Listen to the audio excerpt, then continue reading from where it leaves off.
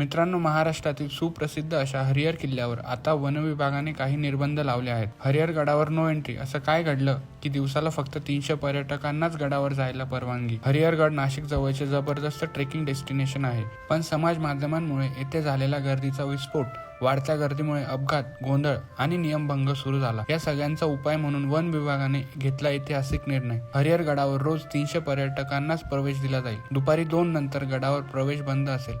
दुपारी 4 नंतर पर्यटकांना गडावर थांबता येणार नाही आणि जर मोठे ग्रुप घेऊन येणार असाल तर 72 तास आधी कॅप्शनमध्ये दिलेल्या क्रमांकावर पूर्ण नोंदणी करणे गरजेचे आहे.